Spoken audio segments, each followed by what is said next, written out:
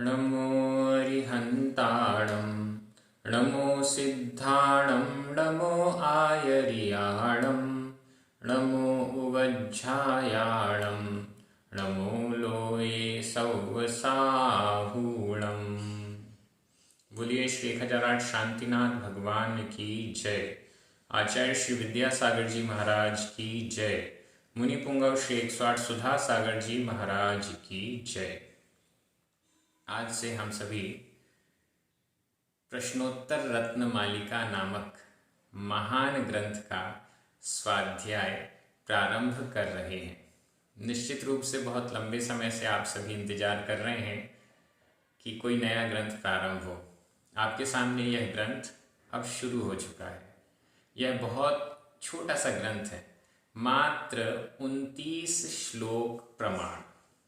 इन 29 श्लोकों के द्वारा ग्रंथ के रचयिता राजर्षि अमोघ वर्ष जी ने बहुत ही छोटे छोटे शब्दों में, एकदम शॉर्ट में, अनेक सुभाषित सूक्तियां हमारे लिए प्रश्नोत्तर शैली में प्रस्तुत की हैं। ग्रंथ का नाम है प्रश्नोत्तर रत्न मालिका। एक एक श्लोक में 3 या 2 प्रश्न हैं और फिर उन प्रश्नों के उत्तर हैं। इतने सटीक उत्तर जिनको हम यदि याद कर लें तो निश्चित रूप से वो हमारे जीवन में बहुत बड़ा परिवर्तन करने वाले हैं। हम सभी सौभाग्यशाली हैं जो हमको इस ग्रंथ के अध्ययन का अवसर मिल रहा है।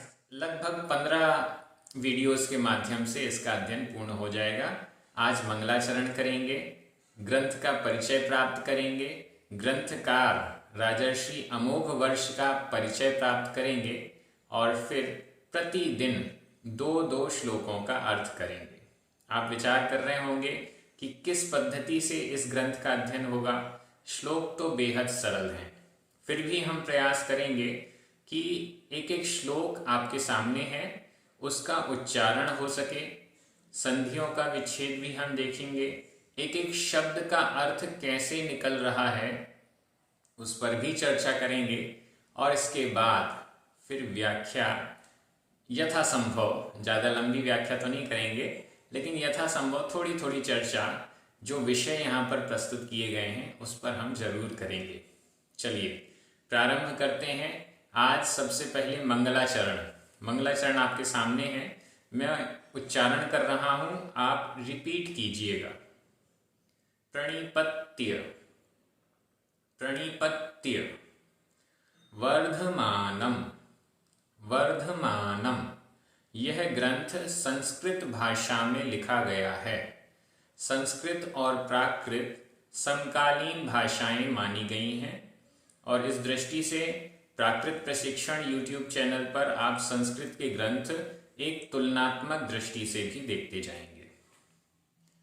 प्रश्नोत्तर रत्नमालिकाम प्रश्नोत्तर रत्नमालिकाम वक्ष्ये वक्ष्ये आधा क्ष या में की मात्रा वक्ष्ये नाग नरामर वंद्यम नाग नरामर वंद्यम देवम देवाधिपम देवाधिपम वीरम।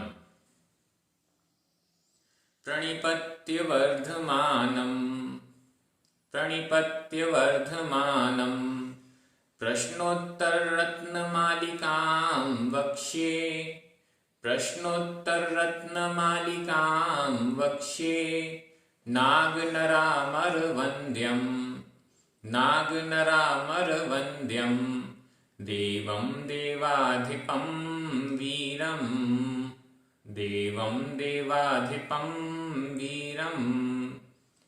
सभी एक साथ बोलेंगे। प्रणिपत्य वर्धमानम प्रश्नोत्तर रत्नमालिकां वक्ष्ये नागनरामर वंद्यम देवं देवाधिपं वीरम। बहुत सरल है, उच्चारण में कहीं कोई भी कठिन शब्द नहीं है। मंगलाचरण किया जा रहा है, प्रश्नोत्तर रत्न मालिका नामक ग्रंथ का मंगलाचरण किया जा रहा है। मंगलाचरण में कुछ प्रमुख बातें होती हैं। सबसे पहली, मंगलाचरण पढ़ने से ही सामने वाले व्यक्ति को पता चल जाए कि यह ग्रंथ किस विषय को सामने रखने वाला है। तो मूल रूप से ग्रंथ का नाम भी हमको यहाँ प्राप्त हो रहा है, प्रश्नोत्तर रत्न मालिका, और इसमें द्वितीय विभक्ति का एक वचन लगा हुआ है स्त्रीलिंग में। प्रश्नोत्तर रत्न मालिकाम वक्ष्ये कहूँगा, प्रश्नोत्तर रत्न मालिका को कहता हूँ या कहूँगा। प्रश्नोत्तर रत्न मालिका ये नाम हो गया।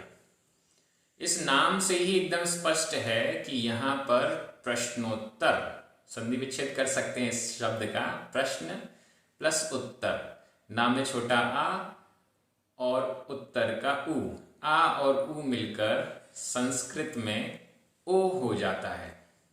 प्राकृत में कई बार ओ होता भी है, कई बार उ भी रह जाता है, दोनों कंडीशन बनती हैं।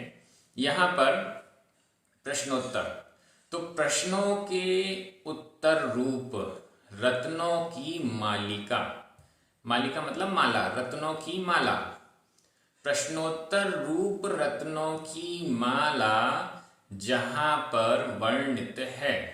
ये प्रश्नोत्तर कैसे हैं? ये बड़े सरल प्रश्नोत्तर हैं। जैन व्यक्ति हो या जैनेतर हो, प्रत्येक मानव के लिए ये प्रश्नोत्तर, ये सुभाषित ग्रहण करने योग्य हैं। तो प्रश्नोत्तर रूप रत्नों की माला को यहाँ पर वक्ष्ये कहूँगा।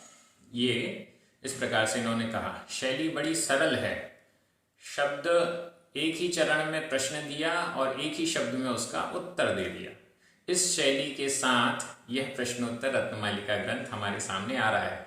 जिन्होंने अभी तक इस ग्रंथ को नहीं पढ़ा है वो ये विचार कर रहे होंगे या आगे पढ़ने के बाद विचार करेंगे कि इतना सुंदर अनुपम ग्रंथ है, अभी तक हम क्यों नहीं पढ़ पाए। तो इस दृष्टि से प्रश्नोत्तर रत्नमालिका को वक्ष्ये कहूँगा। ठीक है, क्या करके कहूँगा? मंगलाचरण में नमस्कार किया जाता है। प्रणिपत्य, प्रणिपत्य, प्रणिपात करके, नमस्कार करके। किसको नमस्कार करके? वर्धमानम, वर्धमान को, वर्धमान 24वें तीर्थंकर महावीर स्वामी को, वर्धमानम वर्धमान भगवान महावीर स्वामी को प्रणिपत्य नमस्कार करके प्रश्नोत्तर रत्नमालिकाम, प्रश्नोत्तर रत्नमालिका को वक्ष्ये कहूँगा। एकदम सरल है, अर्थ कहीं से भी कठिन नहीं है, बहुत सरल है। और एक बार आप पढ़ेंगे तो आपको निश्चित रूप से याद भी हो जाएगा। आप अगर इस ग्रंथ की पुस्तक आपके पास नहीं है तो प्रतिदिन यहाँ पर श्लोक आएंगे, उन श्लोकों को आप अपनी कॉपी में नोट करते जाइएगा और अपनी कॉपी में ये भी लिखते जाइएगा कि कौन कौन से, इसमें 29 श्लोकों में लगभग 63 प्रश्न और उसके उत्तर हैं। वो प्रश्न और उसके उत्तर भी आप लिखते जाइएगा। अगर आप कॉपी में नहीं लिखना चाहते हैं तो आप यहाँ पर वीडियो में भी प्रश्नोत्तर लिखते जाइए। प्रश्न क्रमांक 1, इस श्लोक में इतने प्रश्न आए, वो आप वीडियो के कमेंट बॉक्स में भी लिखते जाइएगा। मैं देखूंगा आप में से कितने लोग जागरूकता के साथ ये प्रश्नोत्तर लिख रहे हैं। तो यहाँ मंगलाचरण में प्रणिपत्य नमस्कार करके वर्धमानम वर्धमान स्वामी को प्रश्नोत्तर रत्नमालिका को कहूँगा, ऐसी प्रतिज्ञा आचार्य राजर्षि अमोघ वर्ष कर रहे हैं। वर्धमानम, वर्धमान का विशेषण, कैसे वर्धमान स्वामी को नमस्कार किया गया है उसके विशेषण नीचे वाली पंक्ति में है। नाग नरामर वंद्यम, ये पहला विशेषण। देवम, ये दूसरा विशेषण। देवाधिपम, ये तीसरा विशेषण। और वीरम, ये चौथा विशेषण। ये 4 विशेषण हैं वर्धमानम, वर्धमान के। ऐसे वर्धमान को प्रणिपत्य, नमस्कार करके। अब इनका और अर्थ देख लेते हैं। कैसे हैं तीर्थंकर महावीर वर्धमान स्वामी? नाग नरामर वंद्यम, नाग नर और अमर, नर प्लस अमर, रा में छोटा आ, अमर का छोटा आ, 2 छोटे आ मिलकर संस्कृत में बड़ा आ हो जाता है। प्राकृत में तो छोटा आ मिलकर बड़ा आ भी होता है और छोटा आ भी रह जाता है। दोनों विकल्प वहां पर हमें प्राकृत में मिलते हैं, लेकिन संस्कृत में ऐसा नहीं है। संस्कृत में तो 2 छोटे आ मिलकर बड़ा आ ही होगा। ये डिफरेंस है। नाग नर अमर वंद्यम, जो वंद्यम वंदनीय है, पूजनीय है, नमस्कार के योग्य हैं। किसके नमस्कार के योग्य हैं? नाग, नर और अमर, इन तीनों के। नाग, नाग का मतलब यहां पर नाग से तात्पर्य वो सर्प नहीं है या त्रियंच नहीं है। यहां पर नाग से तात्पर्य है कि जो असुर जिन्हें हम कहते हैं, जो भवनत्रिक के देव हैं, भवनवासी, व्यंतर और ज्योतिषी, सर्प कुमार आदि जो देव हैं, नाग कुमार आदि जो देव हैं, उन सब का जो अधोलोक में रहते हैं, जो अधोलोक में देव रहते हैं, तो अधोलोक का प्रतिनिधित्व करने की दृष्टि से यहां पर नाग शब्द का प्रयोग कर दिया। मध्यलोक का प्रतिनिधित्व नर मनुष्यों से किया जा रहा है और ऊर्ध्वलोक का प्रतिनिधित्व अमर यानी देव शब्द से। देव हैं उनको अमर भी कहते हैं। वैसे तो अमर, अमर का मतलब जो मरते नहीं है वे अमर हैं, लेकिन बहुत लंबी आयु जिनकी रहती है। मरण तो सभी का होता है, सभी संसारिक जीवों का मरण होता है, लेकिन बहुत लंबी आयु जिनकी है उनको भी अमर कह दिया जाता है। तो इस दृष्टि से अमर यानी स्वर्ग के देव। तो तीनों लोक हो गए। जो अधोलोक में रहते हैं ऐसे नाग यानी भवनत्रिक के देव, उनके द्वारा वंदनीय हैं। नारकी भी तो अधोलोक में रहते हैं, लेकिन नारकी जीव समव शरण में आकर तीर्थंकर भगवान की वंदना नहीं कर सकते। नारकी जीव अपने नरक से निकलकर बाहर आके वंदना नहीं कर सकते। इस दृष्टि से उनको यहाँ नहीं लिया गया। यहाँ पर अधोलोक का प्रतिनिधित्व करने वाले भवनत्रिक के देव, नागकुमार आदि, मध्यलोक के नर यानी मनुष्य।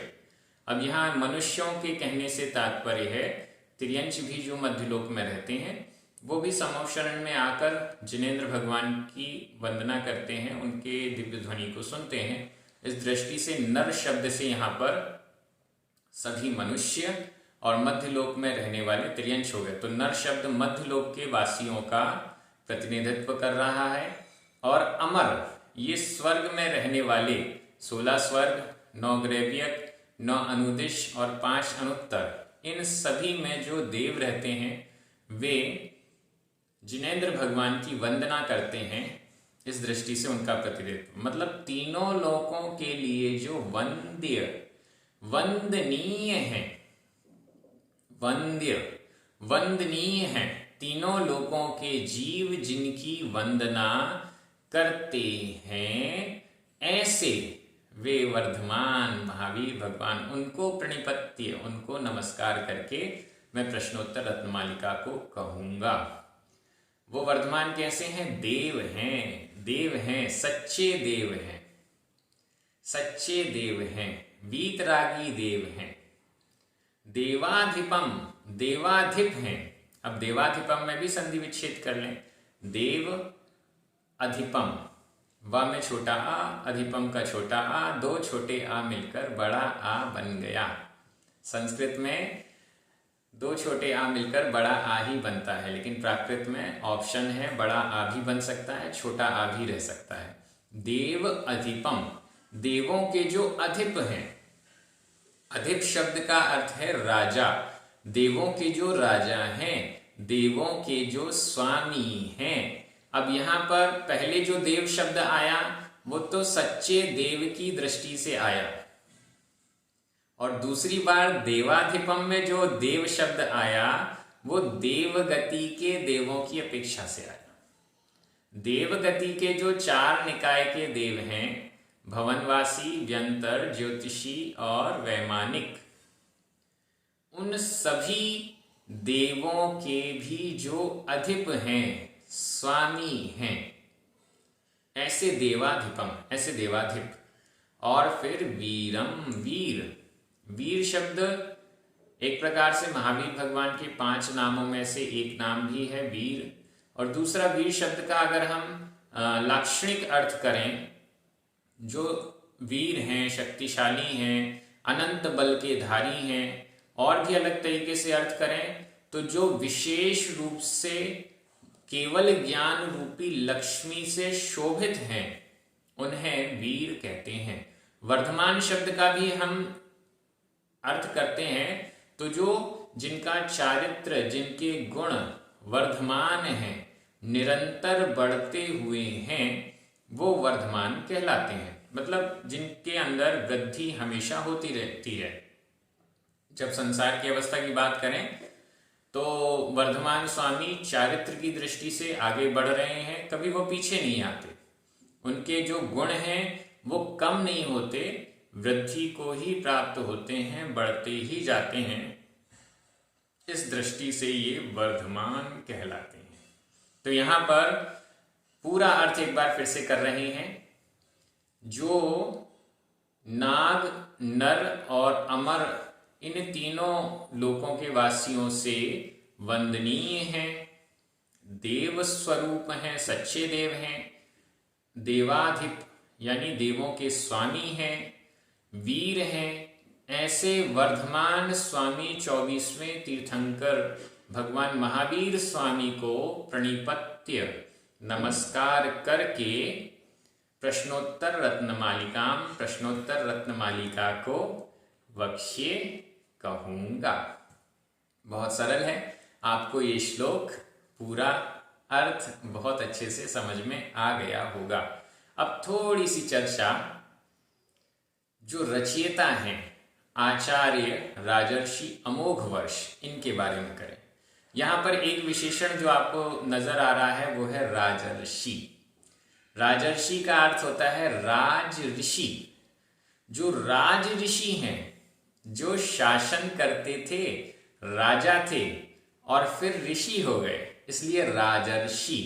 या फिर राज्य करते करते भी जो ऋषि के समान वैरागी थे, वो राजर्षि। यहाँ पर हम आचार्य अमोघवर्ष का परिचय देखते हैं तो बड़ा मतलब संघर्षपूर्ण परिचय, मुझे कल मैं नेट पे सर्च कर रहा था तो उनका पूरा ऐतिहासिक परिचय वहाँ पर उपलब्ध मिला। उसमें से कुछ बातें जो बड़ी महत्वपूर्ण हैं वो हम यहाँ पर कर देते हैं। राजर्षि अमोघवर्ष जैनेन्द्र सिद्धांत कोश भाग 1 में जो इनका परिचय दिया हुआ है वो मैं आपको पढ़ के सुना रहा हूँ। राजर्षि अमोघवर्ष मान्य खेट के राजा जगत तुंग गोविंद तृतीय के पुत्र थे। ये सब ऐतिहासिक बातें हैं और इतिहास की पुस्तकों में आपको उपलब्ध मिलेगा। पिता के पश्चात आप राज्यारूढ़ हुए। बहुत छोटी उम्र में आप राजा बन गए थे। 16 वर्ष की उम्र में आप राजा बन गए थे। 16 वर्ष की उम्र में राजा बनने के बाद जो आप बड़े पराक्रमी थे, आपने अपने चाचा इंद्रराज के पुत्र कर्कराज की सहायता से, जब 16 वर्ष की उम्र में आप राजा बने तो जो इनके चाचा जी हैं इंद्रराज के पुत्र कर्कराज की सहायता से शक संवत 757 में लाट देश के राजा ध्रुव को जीतकर उसका देश भी अपने राज्य में मिला लिया था। इनका राज्य समस्त राष्ट्रकूट में फैला हुआ था।